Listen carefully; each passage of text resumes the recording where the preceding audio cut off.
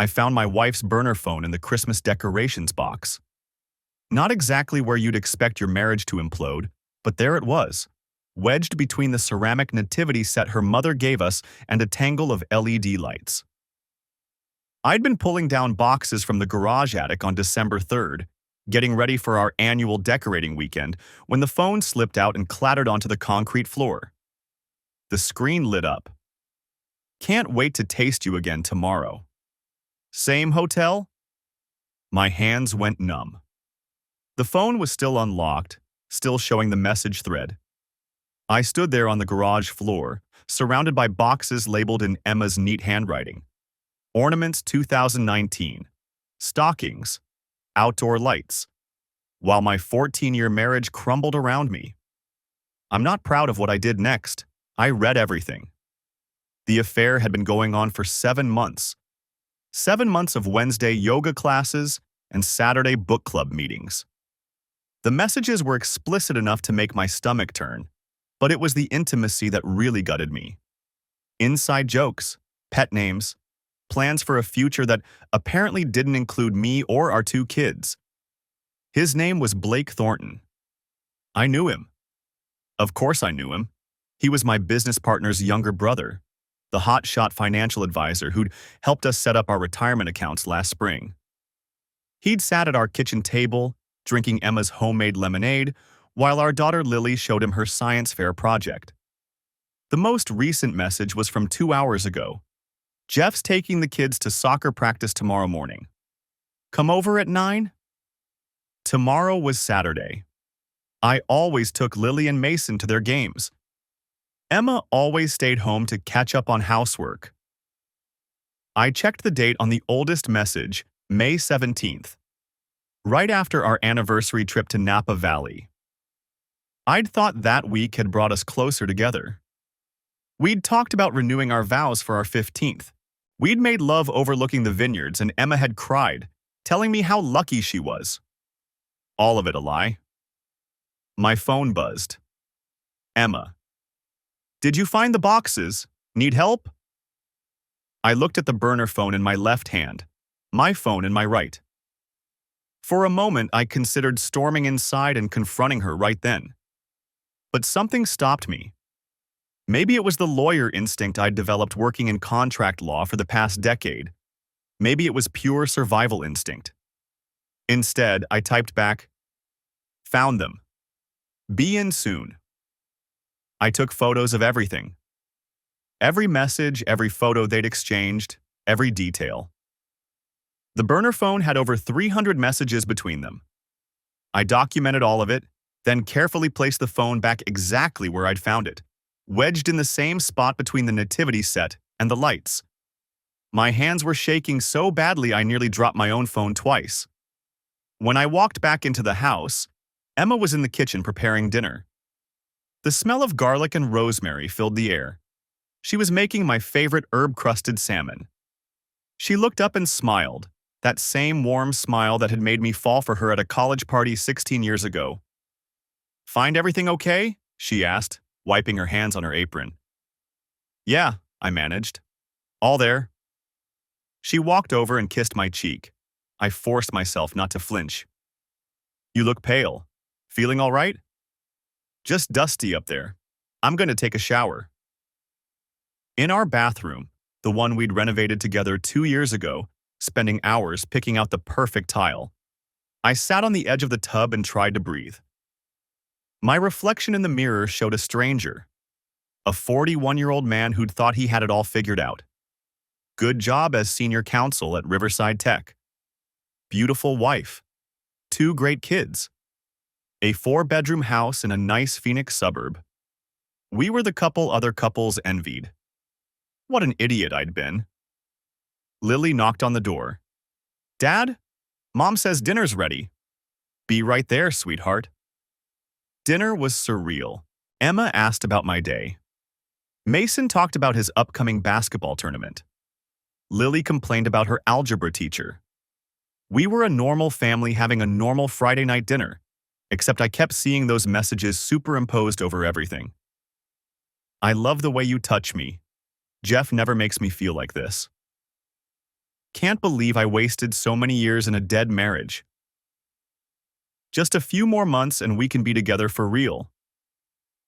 Jeff, you haven't touched your salmon. I looked down at my plate. Sorry, long day. It's delicious. Emma reached over and squeezed my hand. You work too hard? Maybe we should plan another trip, just the two of us? The audacity of it nearly made me laugh. Or scream. I wasn't sure which. Maybe, I said.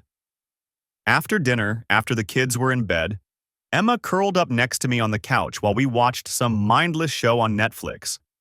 She rested her head on my shoulder like she had 1,000 times before. Like she hadn't spent the afternoon sexting her lover. Like she wasn't planning to sleep with him in our bed tomorrow morning while I drove our children across town. I love you, she whispered during a commercial break. I looked down at her. She seemed so sincere, so genuine. How long had she been this good at lying? Love you too, I said, because what else could I say? Not yet. Not until I had a plan. That night, while Emma slept peacefully beside me, I lay awake staring at the ceiling, my mind racing through scenarios. By morning, I'd made my decision. I wasn't going to confront her. Not yet. I was going to do this the smart way. The alarm went off at 6:47 a.m. I'd been awake since 5. Emma stirred beside me, her hand finding my shoulder in that familiar morning gesture. 14 years of waking up together. I kept my breathing steady, eyes closed until she slipped out of bed. I listened to her morning routine through the bathroom door. Shower running, hair dryer, the particular rhythm she had when she was getting ready for something that mattered. Not the quick, efficient prep for grocery shopping or parent-teacher conferences. This was the careful version. The one that included the expensive perfume. By 7:30, I was in the kitchen making pancakes while Lily set the table and Mason scrolled through his phone, still half asleep in his basketball shorts. You're making breakfast? Emma appeared in the doorway, yoga mat already tucked under her arm. She'd chosen the navy leggings, the ones that fit just right. Fresh makeup, hair in a deliberately casual ponytail that had probably taken 15 minutes. Figured the kids deserved a good meal before soccer. I flipped a pancake, kept my voice light. You heading out early? Candace wants to grab coffee before class. The lie came out smooth as butter. I should be done by 10:30, maybe 11. Candace, her supposed yoga instructor. I'd looked her up last night. Real person, real classes at the studio Emma claimed to attend. Emma had built her cover story on a foundation of verifiable truth. Smart. Take your time, I said. We've got a full day. Lily's got that science fair project to finish, and Mason needs new cleats. She kissed my cheek, squeezed my hand. You're the best. I watched her walk out through the garage, heard her car start, counted to 60 before I moved. Kids, change of plans. I turned off the stove. We're doing breakfast out. Grab your stuff. 5 minutes. Mason looked up from his phone. What about soccer? We'll catch the second half. Come on, move. They knew better than to argue when I used that tone. By 7:47, we were in my car, backing out of the driveway. I'd already tracked Emma's route on the Find My app we'd installed years ago for safety. She was heading east on Baseline, right toward Blake's condo complex in Tempe. Where are we going? Lily asked from the back seat. Surprise. I kept my hand steady on the wheel. You two trust me? Yeah, Mason said, though he sounded uncertain. Good. I need you to do exactly what I say today. No questions. Can you do that? They exchanged glances in the rearview mirror. Something in my voice must have registered because they both nodded. I drove to my brother's place in Scottsdale, called him from the driveway. Jeff, it's not even 8 on a Saturday. I need you to watch the kids, now, for a few hours. Silence. Then, what's wrong? I'll explain later. Please, Danny. I need this. He came out in sweatpants and a Suns t-shirt, bleary-eyed but alert. Took one look at my face and nodded. Yeah, okay. There's a trampoline park that opens at 9, I told the kids, handing Danny 3 20s. Uncle Danny's taking you. When I pick you up, I'll explain everything. But right now, I need you to go have fun and not worry. Deal? Lily's eyes were too knowing for an 11-year-old. Is Mom okay? Mom's fine, I promise. Go on. I waited until they were inside before I checked the app again. Emma's car had been stationary for 12 minutes at Blake's building. The Meridian Apartments, 2847 South Mill Avenue. I'd looked up the layout last night. Gated parking, lobby entrance. Blake lived in 4C. I drove back toward Tempe, my lawyer's mind running through scenarios. I could confront them, make a scene. But that was emotional, messy, exactly what I'd promised myself I wouldn't do. No, I needed documentation, evidence that would hold up when this inevitably ended in court. The burner phone was damning, but it was also technically hers. A good attorney could argue I'd violated her privacy. I needed something more, something irrefutable. I parked 3 blocks away and walked to a coffee shop across from Blake's building. Ordered an Americano. Took a seat by the window with a clear view of the parking garage entrance. Emma's silver Lexus was visible on the second level. I photographed it with my phone, made sure the timestamp was clear. 8:34 a.m. Then I opened my laptop and started working through my checklist. First, financials. I logged into our joint accounts, started downloading statements. 7 months of transactions. I flagged anything unusual. The yoga studio charges were real. She'd actually been paying for a membership she never used. Clever. But there were cash withdrawals. Small amounts, nothing that would raise flags. 80 here, 60 there. Gas station purchases in Tempe when she should have been in Chandler. Second, documentation. I created a new folder in my secure cloud storage, started uploading everything. The photos from last night, the financial records, screenshots of her location history from Find My. Third, consultation. I'd already emailed 3 divorce attorneys last night requesting Monday morning appointments. I needed to know my rights before I made any moves. My phone buzzed. A text from Emma. How's soccer going? I stared at it for a full minute.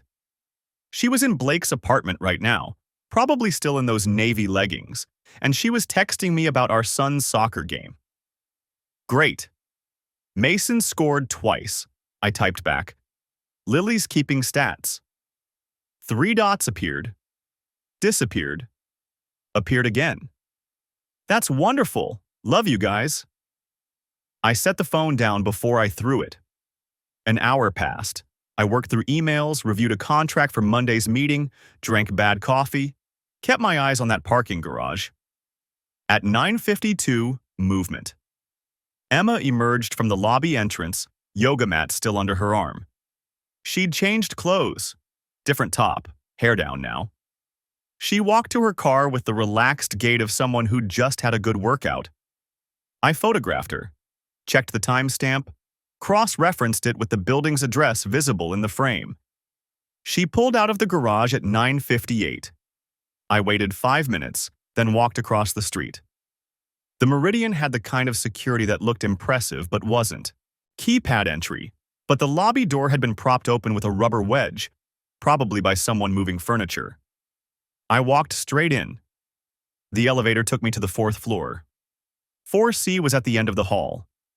I stood outside the door, listening.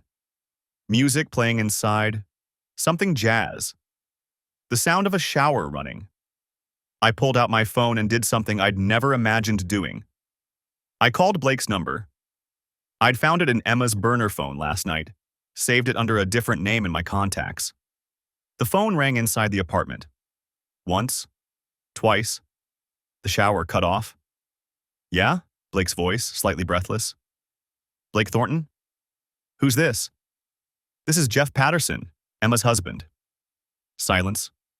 Complete, total silence. I know you're home. I know Emma just left.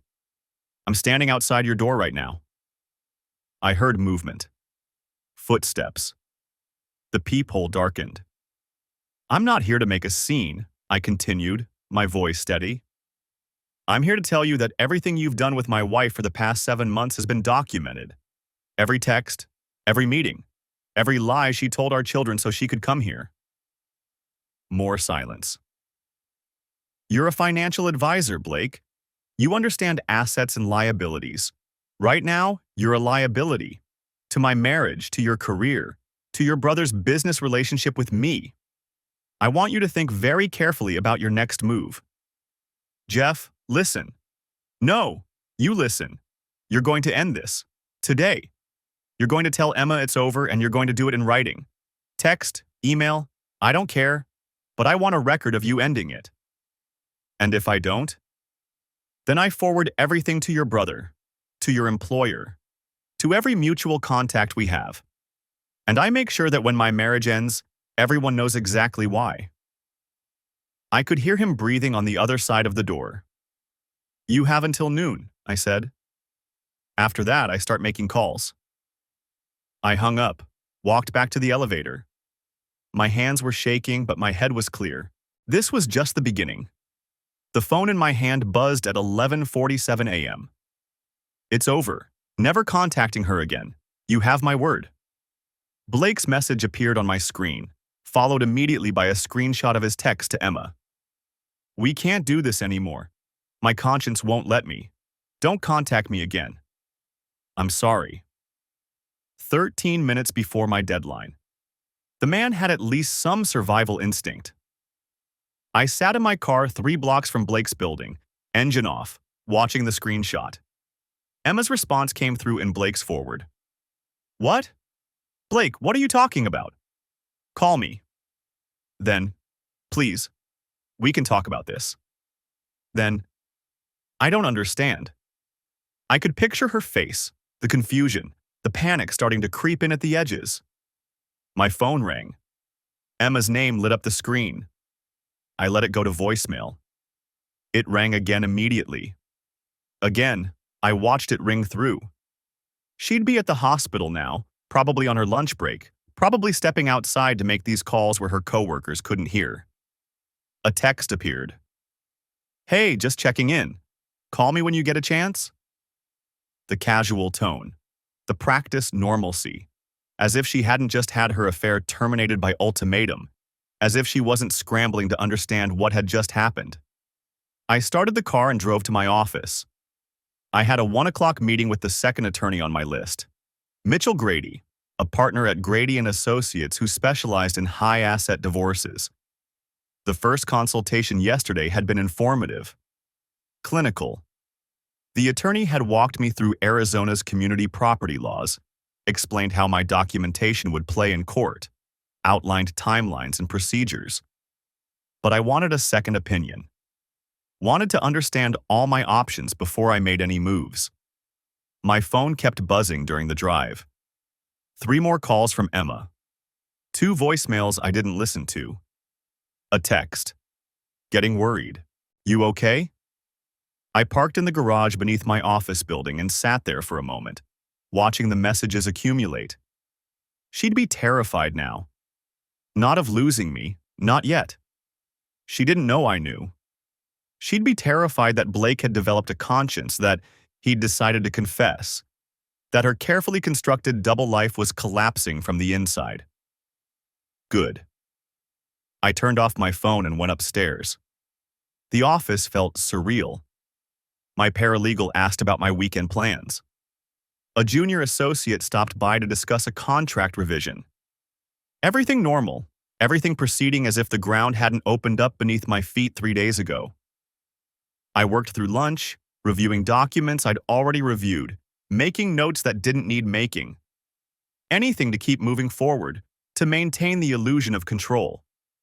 At 12:55, I walked 4 blocks to Grady & Associates. The office occupied the top floor of a converted warehouse in downtown Phoenix, all exposed brick and industrial lighting.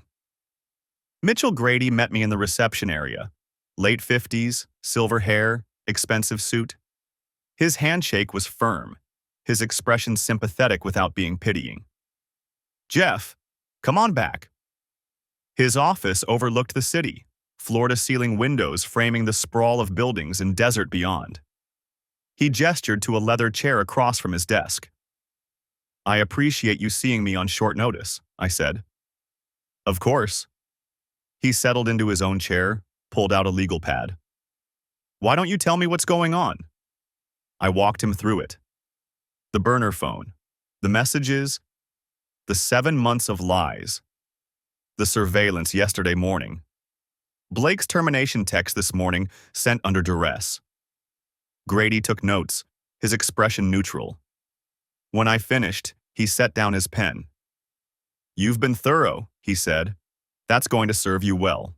Arizona is a no-fault state, so the affair itself won't impact the divorce proceedings directly, but it establishes a pattern of deception that can be relevant in custody discussions." "I want primary custody," I said. "The kids stay with me. She can have visitation." "That's going to be difficult. Arizona courts presume joint custody is in the children's best interest. You'd need to prove she's an unfit parent, and having an affair doesn't meet that threshold." The words landed like a physical blow. "She's been lying to them for 7 months, using them as cover for her meetings with him." "I understand. But from a legal standpoint, that demonstrates poor judgment, not parental unfitness." He leaned forward. "What you're more likely to get is equal parenting time with you maintaining the family home, since keeping the children's living situation stable is prioritized." I stared at him. Equal time. Half the week with her, half with me. My kids spending nights in whatever apartment she'd moved to, probably still seeing Blake once enough time had passed for appearances. "There has to be another way." "There might be." Grady tapped his pen against the legal pad. "If she's willing to negotiate, if she wants to avoid the affair becoming public record, and most people do, she might agree to more favorable terms. More parenting time for you, better asset division, lower support obligations. Leverage." "Precisely. You have documentation. You have evidence. You have the moral high ground and the sympathetic narrative. That's currency in divorce negotiations." He paused. "But you need to be prepared for this to get ugly. Once you file, once she knows you know, the dynamic changes completely. People do desperate things when they feel cornered." I thought about Emma's texts this morning, the increasing panic in her messages. When should I tell her? That depends on your goals. If you want maximum leverage, you wait until you've completed your financial documentation, consulted with attorneys, maybe even filed the papers. You control the narrative, control the timing. He met my eyes. But that's also the most adversarial approach. It sets a tone that's hard to walk back from. Is there a less adversarial approach? You could confront her now. Tell her you know, tell her you want a divorce, see if she's willing to negotiate terms before lawyers get heavily involved. Some couples manage amicable separations that way. His tone suggested he didn't see many. But you lose the element of surprise. She'll have time to consult her own attorney, to prepare her own strategy, potentially to hide assets or build her own case. I looked out the window at the city below. Somewhere out there, Emma was probably still trying to reach Blake, still trying to understand what had happened, still believing I was oblivious. How long do I have to decide? As long as you want, within reason. But the longer you wait while maintaining the pretense, the harder it becomes psychologically. I've seen people try to keep up appearances for months while they prepare their case. It takes a toll. 3 days had already felt like 3 years. I need to think about it. Of course. Grady stood, extended his hand again. Whatever you decide, you're welcome to retain our services. We'll fight for the best possible outcome. I shook his hand and left, stepping out into the December afternoon. The temperature had dropped to the low 70s, pleasant by Phoenix standards. Families would be heading to park soon, kids getting out of school, normal Friday afternoon rhythms. I turned my phone back on. 17 missed calls. 12 from Emma, 5 from a number I didn't recognize. 8 text messages, increasingly frantic. The most recent sent 20 minutes ago. Blake won't answer, neither will you. Something's wrong. I'm coming home early. We need to talk. My watch read 2:15. The kids got out of school at 3:30. Emma's shift wasn't supposed to end until 7. She knew. Maybe not everything, but enough. Enough to panic. Enough to abandon her shift and come looking for answers. I had maybe an hour before she reached the house. I started walking back to my car, mind racing through options. I could go home, confront her there. I could stay away, let her stew in uncertainty. I could pick up the kids from school myself, take them somewhere safe before the explosion. My phone buzzed again. Not Emma this time. Danny. Kids are asking when you're picking them up. You okay? I'd forgotten. The kids were still with Danny from yesterday, expecting me to get them after my work emergency resolved. I'd been so focused on Blake, on the attorneys, on planning my next move, that I'd lost track of basic logistics. I called him back. Hey, Danny answered. Everything all right? The kids are fine here, but Lily's got a science project due Monday and she's getting anxious about… Emma knows something's wrong, I said. She's leaving work early, coming home. Silence on the other end. Then, you going to tell her? I don't know yet. Want me to keep the kids longer? I stopped walking. Stood there on the sidewalk while people flowed around me, everyone heading somewhere with purpose, with normal Friday plans. Yeah, I said. Keep them until I call. Tell them. Tell them Mom and I need to handle some adult stuff. You got it. Danny's voice was steady, reliable. Jeff? Whatever you decide to do, I've got your back. I ended the call and kept walking. An hour until Emma got home. An hour to decide how this ended. The house was exactly as I'd left it that morning. Emma's coffee mug still on the counter. The Christmas decorations she'd hung with such care still twinkling in the living room window. I stood in the kitchen, my phone showing 3:47 p.m. She'd be home in 13 minutes. I'd had an hour to decide. The entire drive back from Mitchell Grady's office, I'd played out both scenarios. The careful approach, say nothing, continue gathering evidence, let her think Blake had simply gotten cold feet. Or the direct confrontation, lay it all out, watch her scramble for explanations, force her hand. My phone buzzed. Emma again. Almost home. Please be there. I didn't respond. The burner phone sat in my jacket pocket, wrapped in a plastic evidence bag I'd grabbed from my car's emergency kit. Old habit from my early litigation days. Preserve everything. Mitchell had been right about one thing. Documentation mattered. But he'd also said something else that stuck with me during the drive home.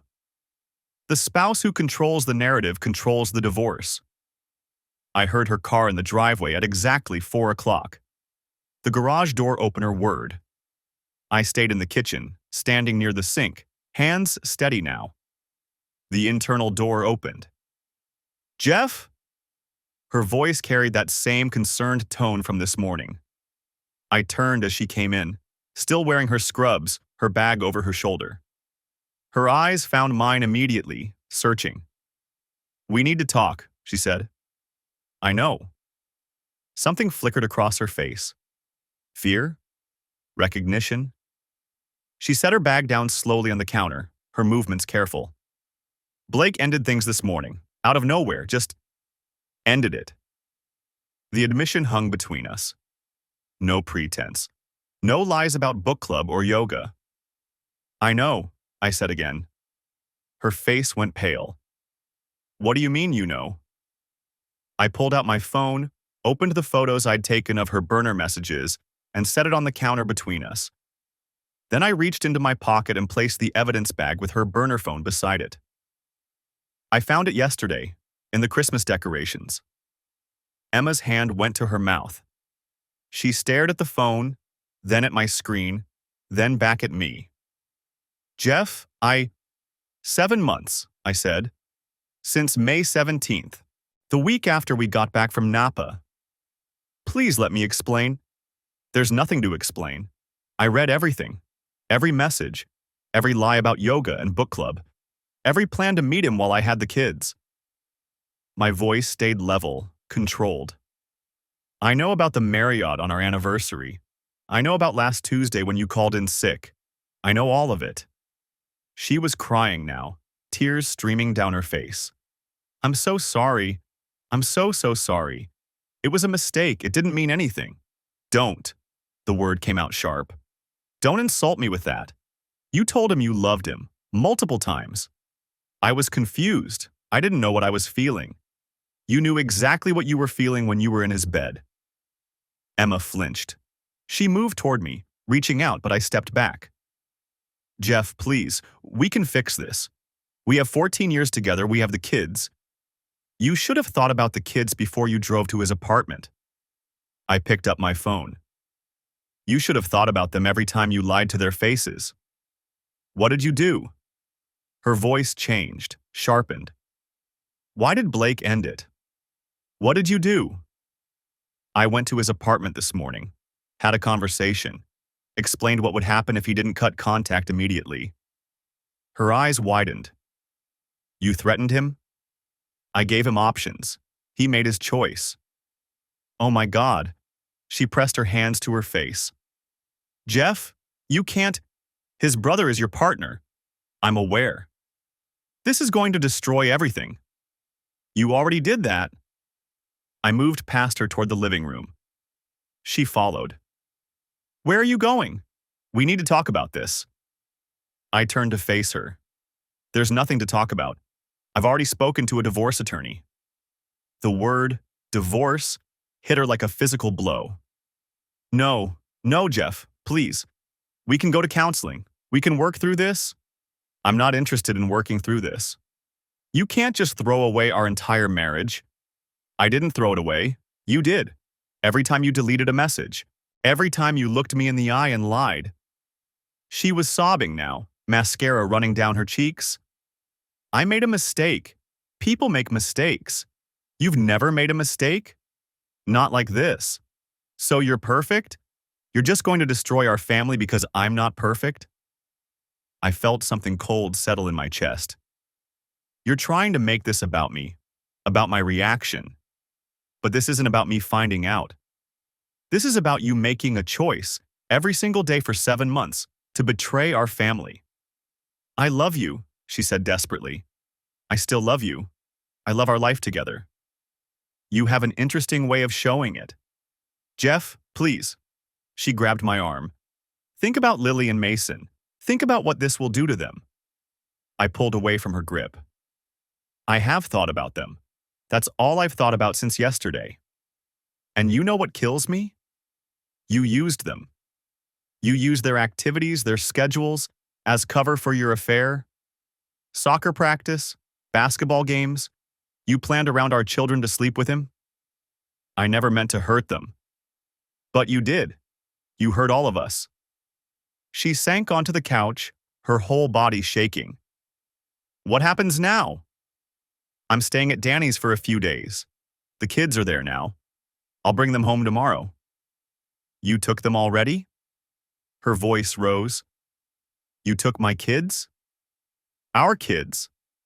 And yes, I picked them up from school. Told them I was taking them to Uncle Danny's for the weekend. They think it's a treat. You can't take them from me. I'm not taking them from you, but I needed time to think without them seeing. This. I gestured between us. They'll be home tomorrow. You can explain to them whatever you want about why I'm not here. What am I supposed to tell them? That's your problem. Emma's face hardened. You're being cruel. I'm being honest. You're punishing me. No, I'm protecting myself and our children from further damage. She stood up, anger replacing the tears. You think you're so much better than me? You think you're the perfect husband, the perfect father. But you're cold, Jeff. You've always been cold. Do you know how lonely I've been? Lonely enough to lie to my face every day? Lonely enough to risk our children's stability? You're never home. You're always working, always focused on your career. I worked to provide for this family, to give you the life you wanted, the house you wanted, the vacations you wanted. I wanted a husband who actually talked to me, who saw me as more than just a mother and a housekeeper. So you found someone who did? Is that the excuse? It's not an excuse, it's an explanation. Blake made me feel wanted. He made me feel alive again. And I made you feel what? Dead? She didn't answer. I grabbed my keys from the bowl by the door. I'm leaving. My attorney will be in touch next week. Jeff, wait. There's nothing else to say. Yes, there is. We need to figure out what we're telling people. Your partner, our friends, my family. Tell them whatever you want. I don't care. You don't care. Her voice was shrill now. You don't care that this is going to humiliate me? That everyone will know? I stopped at the door, turned back. You should have thought about that before you sent him pictures of yourself in our bed. Her face went white. You saw those? I saw everything. I walked out, closing the door on her, sobbing. My hands were shaking again as I got into my car, but I forced them steady on the wheel. The house behind me, the house we'd bought together, painted together, filled with our children's laughter, looked the same as always. Christmas lights twinkling, wreath on the door, all of it a lie. My phone buzzed as I backed out of the driveway. Emma calling. I declined it. She called again. Declined. Then a text appeared. Please don't do this. Please. I'll do anything. I'll never see him again. I'll quit my job. Whatever you want. I deleted it without responding. Another text. You're going to regret this. You're going to destroy both of us. I put the phone in the cup holder and drove toward Danny's house where my kids waited, still innocent, still believing their parents loved each other. That was going to change soon. But not today. Today they got one more day of normal. The anonymous text arrived at 11:47 p.m. on a Tuesday, 3 weeks after I'd moved into Danny's spare bedroom. I was reviewing discovery documents for a client case when my phone buzzed. Unknown number. I almost deleted it without looking. I'd been getting spam constantly since changing my contact info with various services. Then I saw the video thumbnail. My stomach dropped before I even pressed play. Emma's Honda CR-V, distinctive with the dent in the rear bumper from when she'd backed into a shopping cart last summer. Parked in front of a brick apartment building I recognized immediately. Blake's complex on Camelback Road. The timestamp read 11:23 p.m. tonight. I played the video. 15 seconds of grainy footage, probably shot from a car across the street. Her vehicle sat under a street light, license plate clearly visible. No movement, no people. Just her car, parked there at nearly midnight when she was supposedly working the overnight shift at Phoenix General. The text that followed was brief. Thought you should know. No signature, no explanation. I stared at the screen, my hands going numb. We'd been separated for 3 weeks. The divorce papers had been filed. I'd moved out. She'd promised the kids, promised me, that the affair was over, that Blake was out of her life completely. I'd wanted to believe her. For Lily and Mason's sake, I'd wanted to believe she could at least be honest about that. What an idiot I'd been. I took screenshots of everything, then opened the message details. The number showed a Philadelphia area code, 215. I ran it through a reverse lookup service I'd subscribed to during my initial investigation. The results came back within seconds. Registered to a burner app called Secure Text, purchased through an iTunes account belonging to Ashley Brennan, Emma's best friend since college. Her maid of honor. The woman who'd stood in our living room 2 weeks ago, hugging Emma while she cried about how the separation was tearing her apart. Ashley had sent this. I sat there in Danny's guest room, surrounded by moving boxes I hadn't unpacked, trying to process what that meant. Ashley knew about Blake, had probably known for months, maybe from the beginning. She'd watched Emma lie to me, helped her maintain the cover stories, been complicit in every betrayal. And now she was sending me evidence. Why? I scrolled back through my memories of Ashley. The way she'd always seemed slightly cold toward me at gatherings.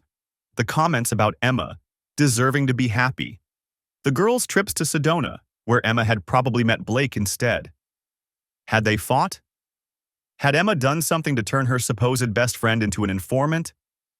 It didn't matter. What mattered was the video showed Emma was still lying.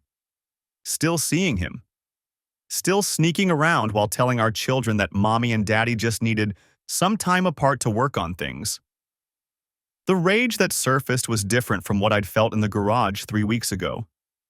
That had been shock, disbelief, the sudden destruction of everything I'd thought was real. This was colder, harder. The anger of someone who'd tried to do things right, tried to protect the kids from the ugliest details, tried to maintain some dignity in the dissolution, only to discover it had all been wasted effort. She wasn't going to change. She wasn't going to be honest.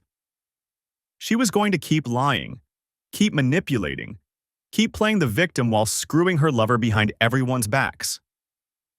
Fine. If she wanted to play it that way, I could adapt. I forwarded the video to my personal cloud storage, then to my attorney's secure server with a timestamp note. Documentation for the custody case. Evidence of continued deception.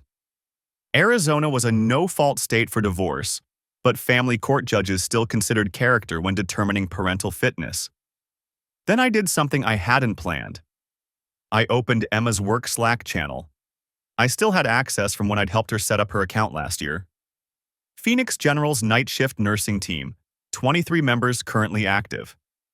I could see Emma's status. Green dot, online, supposedly at the nurses' station doing her rounds. I created a new message, attached the video, typed, just so everyone knows where Emma really is during her overnight shifts. My finger hovered over the send button. This would destroy her professionally. The humiliation of having her affair exposed to her colleagues, the questions about how many shifts she'd actually worked versus how many she'd spent with Blake. The gossip would spread through the hospital like wildfire. She might face disciplinary action for falsifying her schedule. It would hurt her the way she'd hurt me. I pressed send. The message posted to the channel. I watched the red receipts start to accumulate. 1 person, 3, 7, 12. Someone posted a shocked emoji. Someone else wrote, OMG. A third person asked if this was a joke. I closed the app and grabbed my car keys. Blake's apartment was a 20-minute drive from Danny's place in Tempe. I made it in 15, running 2 yellow lights and pushing 70 on the surface streets. Emma's CRV was still there when I arrived, parked in the same spot from the video. 3rd floor, unit 312. I'd been here once before, the day I'd confronted Blake and forced him to end things. Apparently that conversation hadn't taken. I parked 3 spaces down and popped my trunk. Inside, beneath the emergency kit and jumper cables, was the aluminum baseball bat Mason had used in Little League 2 summers ago.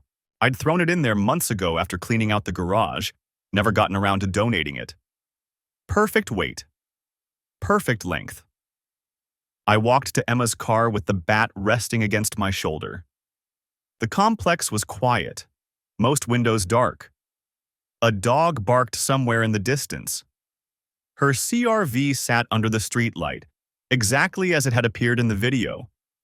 I could see her yoga mat in the back seat, the prop she'd used for her Wednesday cover story.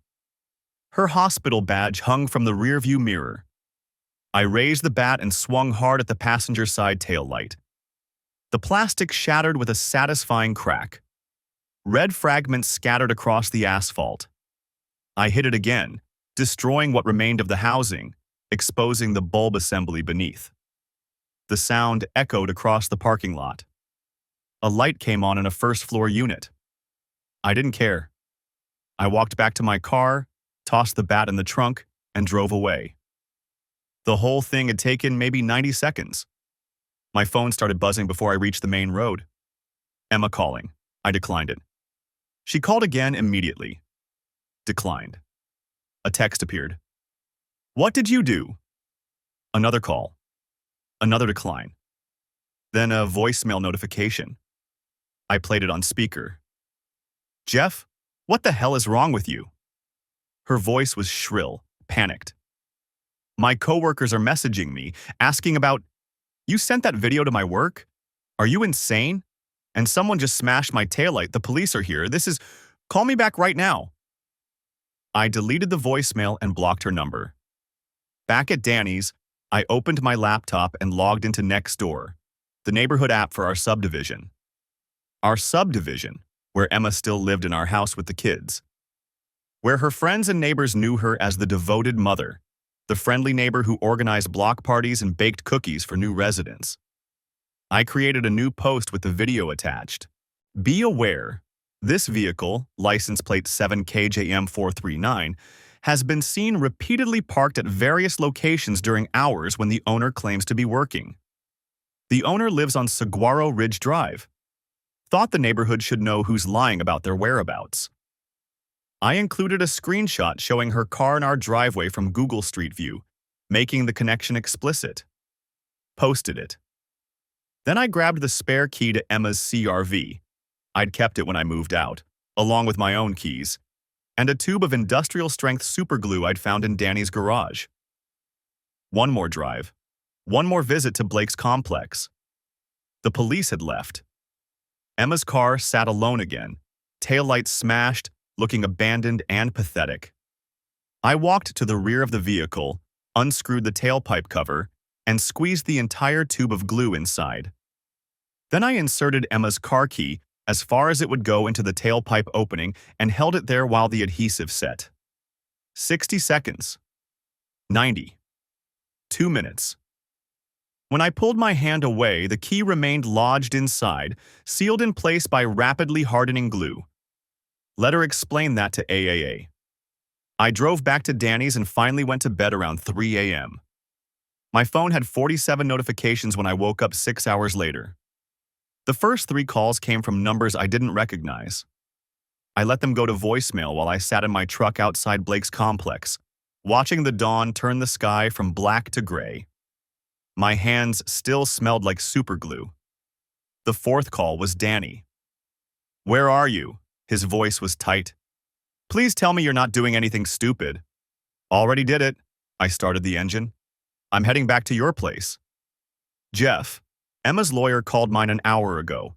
They're filing an emergency motion, claiming you're unstable, a danger to the kids. My stomach dropped. I didn't go near the kids. You vandalized her car, posted revenge porn. It wasn't porn. It was a video of her car parked somewhere it shouldn't be, with her license plate visible on a public forum. Her lawyers arguing harassment, stalking behavior. They want supervised visitation only. Danny's exhale crackled through the speaker. What the hell were you thinking? I wasn't. That was the problem. For 3 weeks, I'd been the model of restraint, documenting, strategizing, playing the long game. Then Ashley's video arrived and something in me just snapped. I need to talk to Garrett, I said. He's already called twice. Said to tell you not to say anything to anyone until you're in his office. 9 a.m. sharp. I checked the dashboard clock. 6:47. 2 hours to figure out how I just torched my own custody case. Garrett's office occupied the top floor of a glass tower in downtown Phoenix. I'd been here twice before, once for the initial consultation, once to review the divorce filing. Both times I'd felt in control, armed with evidence and righteous anger. This time I felt like an idiot. Garrett didn't look up when his assistant showed me in. He was reading something on his tablet, his jaw working like he was chewing glass. Sit. I sat. He set down the tablet and folded his hands on the desk. Garrett was 50-something, with silver hair and the kind of face that probably smiled once in 1987 and decided it wasn't worth repeating. "I've seen the next door post," he said. "The Slack screenshots Emma's attorney sent over. The police report she filed at 3 a.m. for vandalism." He paused. "Want to tell me your side?" I walked him through it. The anonymous video. The rage. The bat. The superglue. The posts. He listened without interrupting, his expression never changing. When I finished, he was quiet for a long moment. "You had this case won," he finally said. "Documented affair. Her lies to the children. Financial misconduct we were still uncovering. The judge would have given you primary custody, probably the house. Definitely favorable asset division." He leaned forward. "Past tense, Jeff. Had it won." "I know." "Do you?" "Because Emma's attorney is painting you as an unstable vigilante. Someone who can't control his anger. Someone who might endanger the children if he doesn't get his way." Garrett pulled up something on his computer. "She's filed for a restraining order, emergency custody modification, and the DA's office is reviewing the vandalism report to see if they want to press charges." The room felt too small suddenly. Charges? Criminal damage, harassment, possibly stalking depending on how aggressive they want to be? He turned the monitor toward me.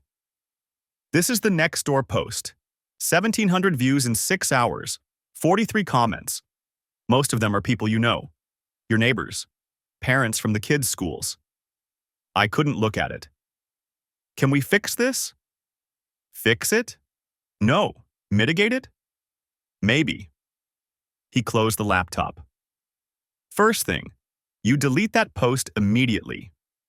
You issue a public apology, not to Emma specifically, but a general statement about acting in anger and regretting the public nature of your response."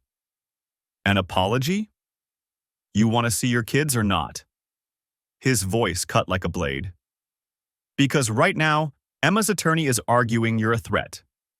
The only way we counter that is by showing remorse, taking responsibility, demonstrating you understand you crossed a line." Every word tasted like ash. "What about her? She's the one who—" "I know what she did. The judge knows what she did. But you just gave her ammunition to make this about your behavior instead of hers." Garrett pulled out a legal pad. "Second, you pay for the damage to her car. Today. Certified check, documented. Third, you agree to a temporary custody modification while this gets sorted out. Supervised visitation, neutral location." "Supervised?" The word came out strangled. "I'm their father." "And you smashed their mother's car with a baseball bat at 2 in the morning. How do you think that plays?" He didn't wait for an answer. "We're in damage control now. Everything you do from this point forward needs to show you're stable, rational, and focused on the children's best interests." I stared at the desk, at the framed degrees on the wall, at anything but Garrett's face. "The emergency hearing is tomorrow at 10, he continued. "Emma's asking for the restraining order, modified custody, and an order requiring you to take down any public posts about her. We're going to agree to most of it." "Most?" "The supervised visitation is temporary. We'll argue for a 30-day review. The restraining order will accept with modifications. No contact except through attorneys regarding the kids and divorce proceedings. The posts come down immediately." He made a note. "What we won't agree to is her request that you pay her legal fees for this emergency motion." Small comfort. "How bad is this going to get?" "Depends on the DA. The vandalism is a misdemeanor, probably a fine and restitution if they prosecute. But it complicates everything." Garrett set down his pen. "I need to know. Is there anything else? Any other revenge plans I should know about?" I thought about Blake, about the threats I'd made. "No." "Good. Because from now on, you're a monk. You go to work, you go to your brother's house, you attend your supervised visits. You don't contact Emma. You don't drive by her house or Blake's apartment. You don't post anything on social media. You don't even jaywalk. He stood up. We had a slam dunk case. Now we're playing defense. Don't make it worse. I deleted the next door post from my truck in the parking garage. Watched the view count freeze at 1847. The comments disappeared.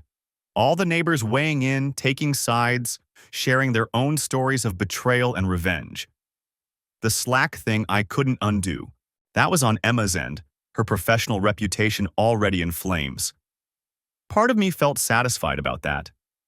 The larger part felt sick. My phone buzzed. A text from Danny. Kids asking about you. What should I tell them? That their father lost his mind? That I'd traded righteous anger for stupid revenge and now I might not see them for weeks? Tell them I love them. I'll see them soon. Another text came through while I was typing. Unknown number. This is Ashley. We need to talk. I stared at it for a long moment. Ashley Brennan, Emma's supposed best friend, who'd sent me the video that started this whole mess. Who'd betrayed Emma just like Emma had betrayed me. I should have deleted it. Garrett's voice was still ringing in my ears. You're a monk, no contact. But I needed to know why she'd sent it, why now, what she knew. Where? I typed back. The response came immediately. Coffee shop on Mill Ave, Copper Star. 1 hour. I sat in the truck, engine running, weighing options I didn't really have. Every instinct screamed this was a trap. Emma's attorney would love to prove I was coordinating with her friends, building some case against her. But Ashley had information. She'd been Emma's confidant through the whole affair. She might know things I didn't. Things that could still matter, even in damage control mode. I put the truck in reverse. Garrett was going to kill me. The supervised visitation center smelled like disinfectant and broken families. I sat across from Lily and Mason at a plastic table while a court-appointed monitor named Patricia watched from the corner, clipboard in hand. 2 hours every Wednesday and Saturday. That's what the temporary order had given me while the lawyers fought over the wreckage I'd created. Dad, when are you coming home? Mason asked for the third time that visit. He was 12.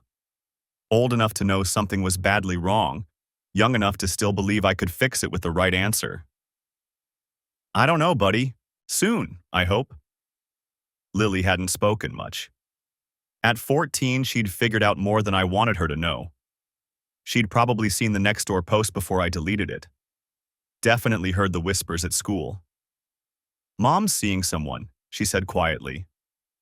Blake. He came over for dinner last week. My hands tightened on the table edge. Patricia shifted in her chair, ready to intervene if I showed any sign of the anger that had landed me here. That's her choice, I managed. Is it true you broke her car? I looked at my daughter. At the disappointment in her eyes that cut deeper than any legal consequence. Yeah, it's true. Why? Because I was hurt. Because I was angry. Because for one night I'd let myself become the kind of person who solved problems with a baseball bat instead of patience. I made a mistake, I said. A really bad one. I let my feelings control my actions instead of thinking about what was right. Mom says you're trying to destroy her. Mom and I are both hurting right now. We're both saying and doing things we shouldn't. I reached across the table, stopped when Patricia cleared her throat. No physical contact. But none of this is your fault. Not yours, not Mason's. This is about Mom and me forgetting how to be good to each other. Do you still love her? Mason asked. The question hung there while I searched for honesty that wouldn't damage them further. I love who she was, who I thought we were together. But people change. Sometimes they grow together. Sometimes they grow apart. I met his eyes. What I know for sure is that I love you two more than anything in this world. That's never going to change. Patricia called time at the 2-hour mark. I watched my kids walk out with the social worker who'd drive them back to Emma's house. My house. The one I'd probably lose in the settlement. The one where Blake now ate dinner at my table. The meeting with Ashley had been brief. She'd shown up at Copper Star looking tired, guilty, and determined. Emma slept with my husband, she'd said without preamble. 2 years ago. A 3-month thing while I was dealing with my mother's cancer. I just stared at her. I found out last month. Confronted her. She cried, apologized, said it was a mistake she'd regretted ever since. Ashley had stirred her coffee without drinking it. Then I saw her car at Blake's place and realized she hadn't regretted anything. She's just sorry when she gets caught. Why tell me? Because you deserve to know who you married, and because I'm tired of protecting her. She'd slid a thumb drive across the table. Text messages between Emma and my husband. Dates, times, hotels, in case you need more documentation. I'd left the drive on the table, walked out without taking it. Garrett had been right. I'd already done enough damage. The divorce took 8 months to finalize. I pled no contest to misdemeanor criminal damage, paid a fine and restitution, completed anger management counseling that actually helped more than I'd expected. The DA declined to pursue other charges. The emergency custody modification became permanent through negotiation. Emma got primary physical custody. The kids lived with her during the week, with me every other weekend and Wednesday dinners. Not supervised anymore, at least. Small victories. She kept the house. I kept my retirement accounts and walked away from spousal support in exchange for a clean break. We split everything else down the middle. Blake moved in with her 3 months after the divorce finalized. The kids seemed to tolerate him. That was the best I could hope for. I bought a townhouse in Tempe, close enough to stay involved in the kids' lives but far enough that I didn't have to drive past our old house. Started therapy to work through the anger, the betrayal, the shame of how I'd handled everything. Turned out Ashley had been right about Emma. 6 months after Blake moved in, Lily mentioned her mom had been acting weird again. Secretive, working late, the same patterns. I didn't ask for details, didn't want to know. Emma's choices weren't my problem anymore. 2 years after finding the burner phone, I stood in the parking lot of Mason's basketball tournament, watching him warm up on the court. Emma was on the other side of the gym with Blake, who'd apparently taken up the role of supportive stepdad. It still stung. Probably always would. But I'd learned something in those 2 years of therapy, supervised visits, and lonely nights in my townhouse. Revenge doesn't heal anything. It just creates new wounds. The night I'd taken that bat to Emma's car, I'd felt powerful, justified. Like I was finally taking control of a situation that had left me powerless. Instead, I'd proven her narrative, that I was unstable, that my anger was dangerous, that she'd been right to look elsewhere for happiness. I'd given her ammunition and lost precious time with my kids in the process. The affair had destroyed my marriage, but my reaction had damaged my relationship with Lily and Mason in ways I was still working to repair. "Dad!" Mason waved from the court. "Watch this." He executed a perfect layup, grinning when the ball swished through the net. I cheered, loud enough that other parents turned to look. Across the gym, Emma glanced my way. Our eyes met for a second before she looked away. We'd never be friends. Never have the kind of amicable co-parenting relationship the mediator had encouraged. Too much damage, too many lies, too much history. But we'd learned to exist in the same space for our kids, to coordinate schedules through a shared calendar app, to sit through school conferences and sports events without destroying each other. It wasn't the life I'd planned. Wasn't the future I'd imagined that December day when I'd pulled down Christmas decorations and found her secret. But it was the life I had, and I could either spend it consumed by what I'd lost, or I could build something new from what remained. The game started. Mason played hard, fierce, determined. Lily sat with her friends in the bleachers, occasionally glancing over to make sure I was watching. I was watching, and for now, that was enough. If I could go back to that moment in the garage, standing there with Emma's burner phone in my hands, reading messages that shattered everything I'd believed, I'd do it differently. Not the discovery. That was inevitable. Emma's choices had set that in motion long before I'd found the evidence. But everything after, the calculated confrontations, the public humiliation, the baseball bat. I'd wanted her to hurt the way I was hurting, wanted her to feel exposed, ashamed, destroyed. Instead, I'd become someone my kids were afraid of. Someone who needed court supervision to be trusted alone with his own children. Someone who'd let pain transform him into exactly the kind of person he'd always despised. The affair didn't make me that person. Emma's betrayal didn't force my hand. I made those choices. Every angry, destructive, short-sighted one of them. And I'd live with the consequences for the rest of my life. The scoreboard buzzed. Mason's team was up by 6. He caught my eye and flashed a thumbs up. I returned it, watching my son, my beautiful, resilient son, play basketball in a gym where both his parents sat on opposite sides, building separate lives from the ruins of what we'd destroyed together. Some things can't be fixed. Some betrayals can't be forgiven. Some marriages end not with resolution, but with two people walking away from the wreckage, hoping they've learned enough to not repeat the same mistakes. The lesson wasn't about trust, or verification, or protecting yourself from betrayal. It was simpler than that, and harder. When someone shows you who they really are, believe them. But don't let their choices define yours. Emma had chosen deception. I'd chosen revenge. Both of us had lost things we could never get back. The game ended. Mason's team won. I met him outside the locker room with a high five and plans for dinner. Just the two of us, at the burger place he loved. Emma walked past with Blake, her hand in his, heading toward her car. I didn't watch them leave.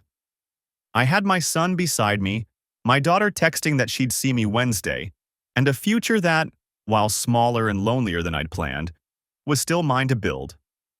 That would have to be enough.